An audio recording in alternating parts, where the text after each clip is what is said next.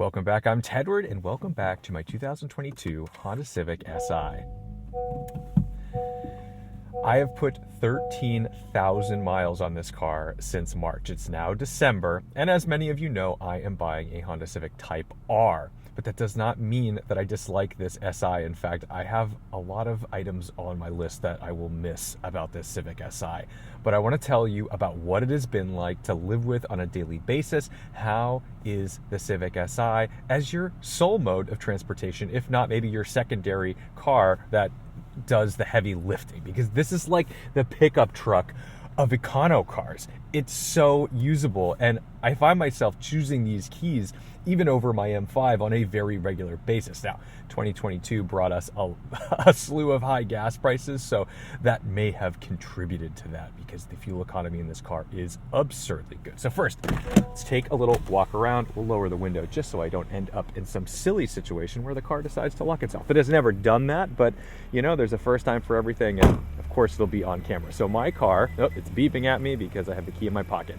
My car is in Sonic Gray Pearl. This is my favorite color of this car, obviously subjective, but it has done me just fine. And a lot of people compliment the car, they compliment the color, and I actually think that this color looks best on the Civic platform. It's not my favorite on the Pilot, it's not my favorite on the Accord. We got some loud trucks going by, but otherwise I think this car is really mature and grown up. The previous generation, the 10th generation Si, it had a little more of an anime feel to it. It had like crazy overhangs. This 11th generation, now the chassis is incredible, but just design wise it looks a lot more like an Audi A3. I think that's kind of the silhouette of this car, which is a lot more tolerable for a lot of people. Around back, some quick distinguishing features is just that you get this little wing on the rear and that little lip spoiler, pretty good. You've got this dual exhaust and the clever black wheels. I do love that. Now, this car comes on all season tires. We're going to talk about that when we go out and drive it. But otherwise, it's pretty big. This isn't a small car, and you can tell it's a bit lived in just because I need to vacuum it. You know, I fit well back here. This is a really nice place to be, and very rarely has anyone been back here. And because the Si isn't just the sports car variant like the Type R, you do get a little bit of extra creature comfort. For example, you get this armrest with the cup holders, where in the Type R, you don't even get this third seat. You just have cup holders right here. So if that's something that matters to you, this Si is going to do you just fine. Also, the fact that you get a lovely sunroof in the Si, that's standard. You don't get that in the Type R. So let's get out there and let's talk about 13,000 miles with my Honda Civic Si. First thing I love about this car is just how intuitive the driving experience is. I love the steering. I love the 6-speed manual. If you're not into a 6-speed manual, well, you're not looking at the Civic Si because that is the only way this comes.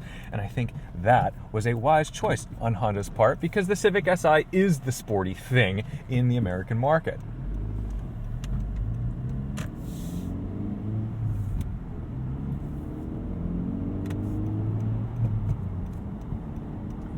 Nice short gearing, really easy to drive, and it's very cold. It's 35 degrees out right now.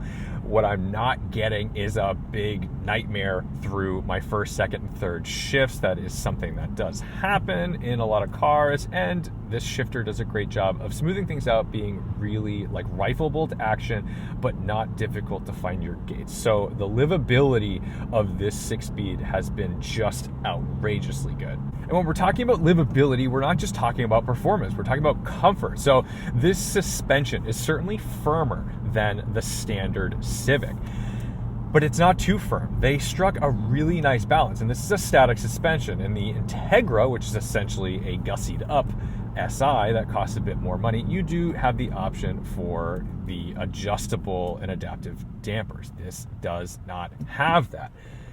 And I've got to say, we're going to go over a bump here.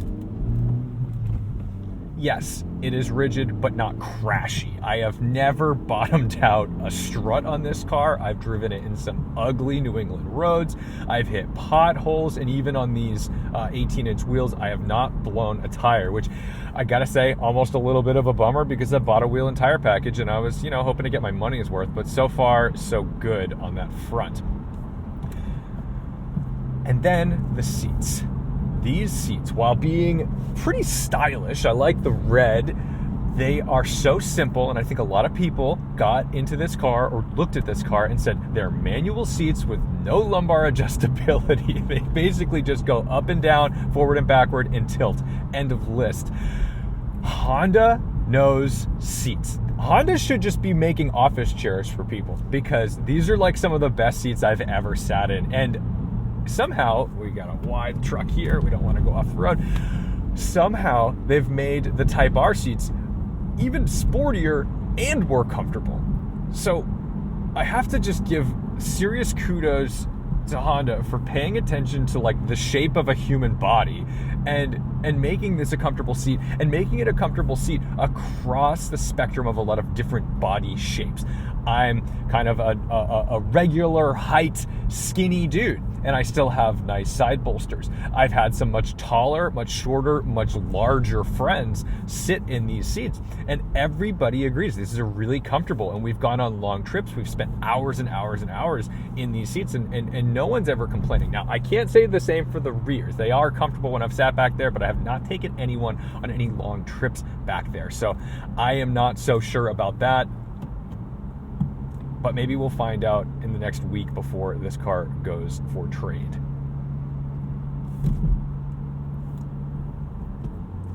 In terms of driver inputs, I just love driving this car. I really look forward to it. It's not the most visceral thing in the world. Of course, you know, I've got like a 911 with no power steering and it's lowered, it's an RS Tribute. Like, that's a visceral car. This is not that, but what it does do really well is it softens the world around you without muting it. The steering is light, okay? But not too light. It's just perfect, and it still gives you feedback from the front. And that brings me to my next thing, these tires. You guys know I'm not a big fan of all-season tires. I usually say all seasons are no seasons, because they're not particularly great in the winter, they're not particularly great in the summer. And what I found with these tires is their Achilles heel is greasy roads. They're okay in the wet, but when the roads get a little greasy, it's rained and then stopped and the road is just kind of wet.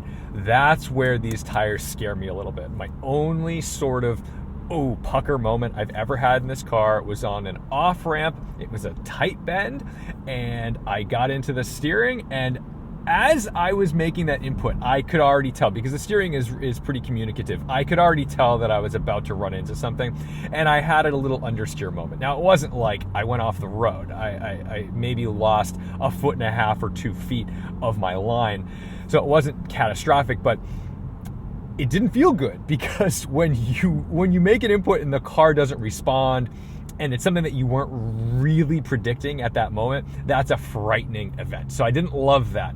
And that's why, you know, I think that if I were to be keeping this car for a long time, I would in fact go for a more aggressive tire on this, a PS4S or something of that sort. Let's talk power.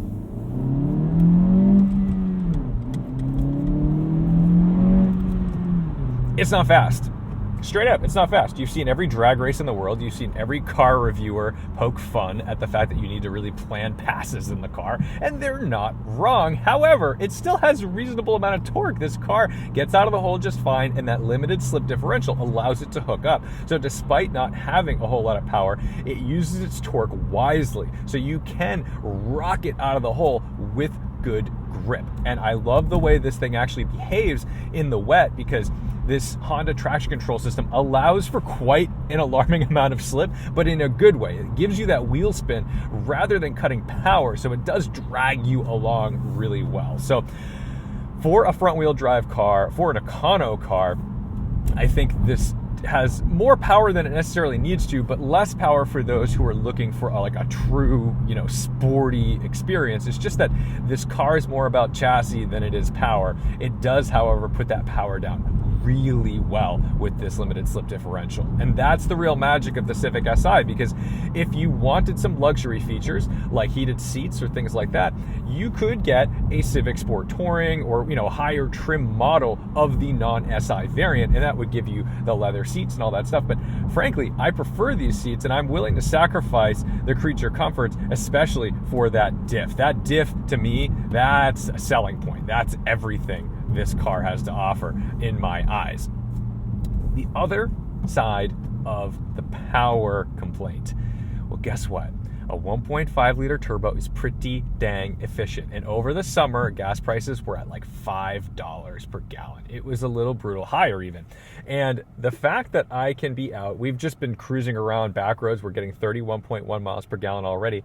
And over, that's that 40.1 mile per gallon, that's over the entire life of I've had the car. That's 13,000 miles. So 13,000 miles, I have achieved 40.1 miles per gallon. Now, keep in mind, I have driven this car mostly on the highway. I live far away from where I work, so I jump on the highway, I set cruise control to like 72 to 74, and I'm on my way. But the fact that this is even capable of that is outrageous, because if you wanted a more powerful competitor, let's say a WRX, despite the fact that it's all-wheel drive, I do think that's a reasonable competitor within the price range. It's a little more expensive, but it has a lot more torque and a lot more power. People who own that car, they are struggling to get like 24, 25 miles per gallon out of that 4-cylinder boxer engine. It just does not do what this does.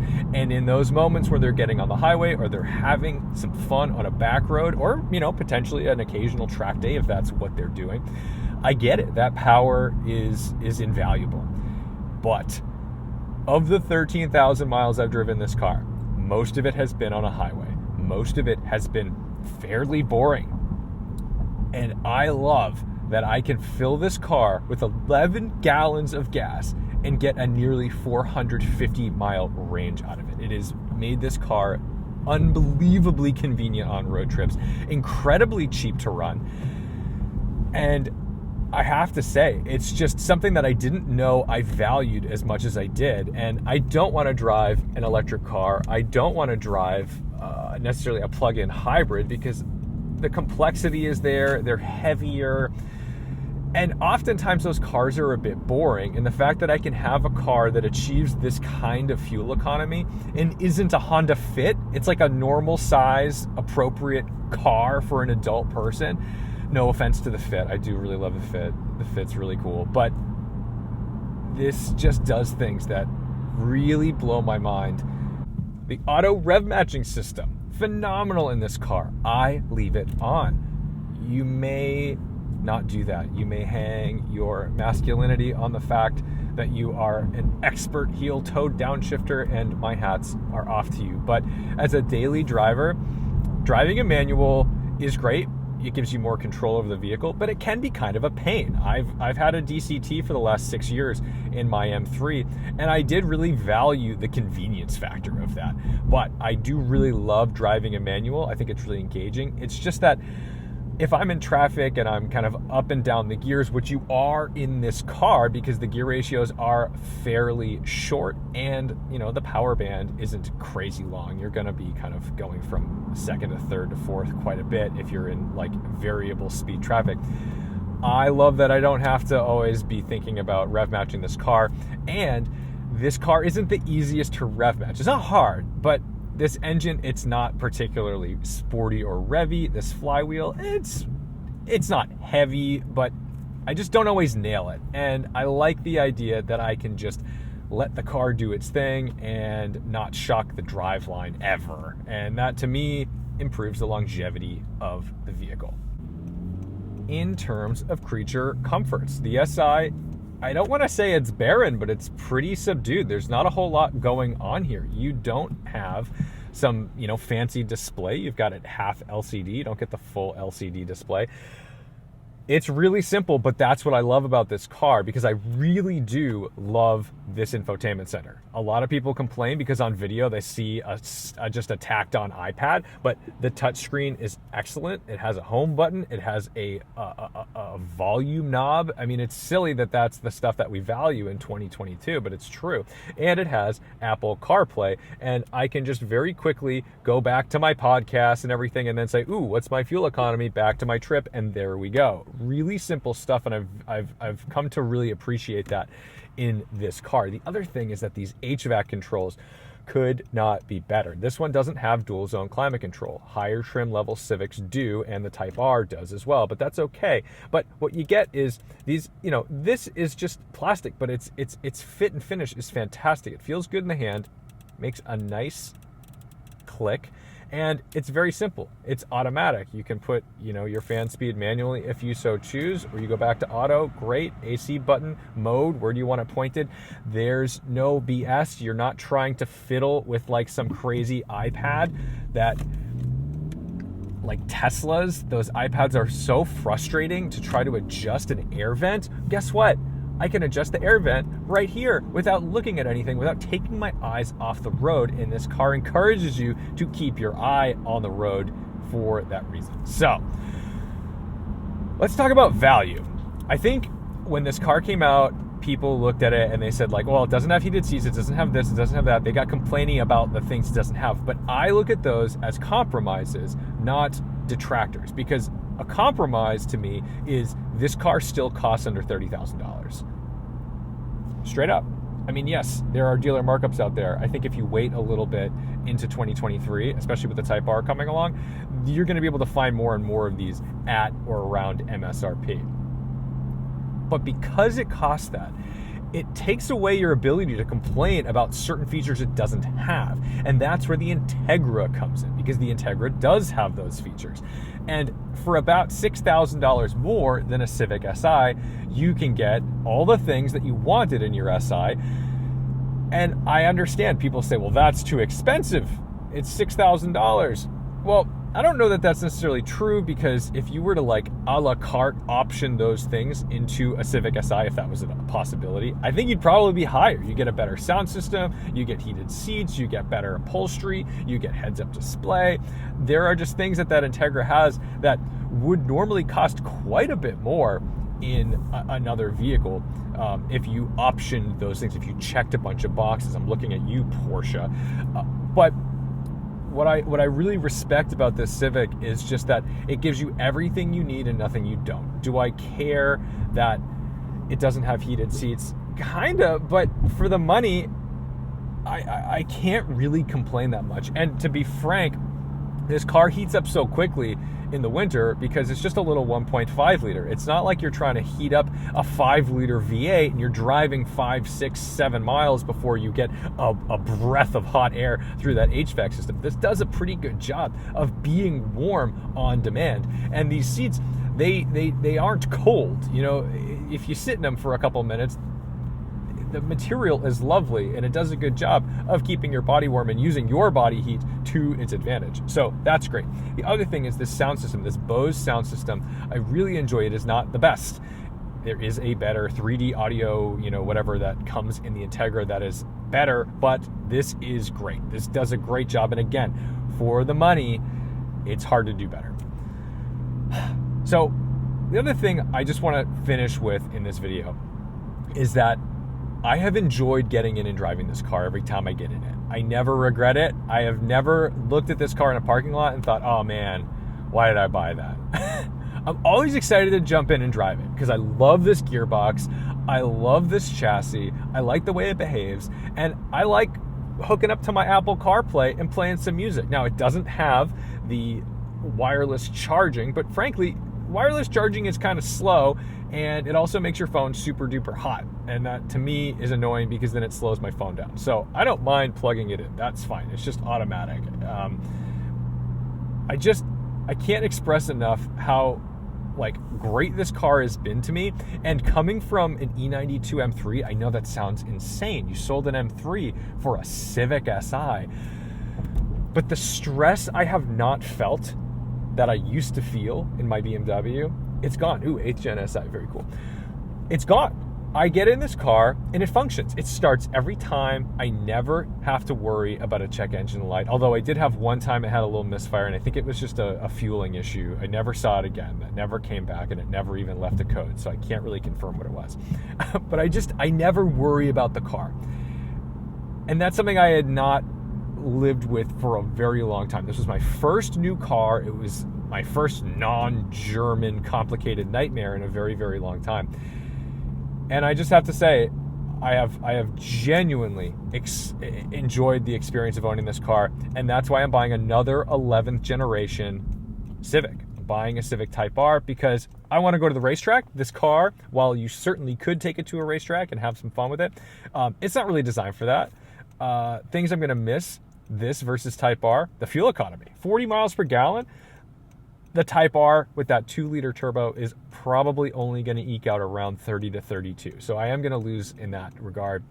But still, that's a very respectable thing for a car that performs the way it does.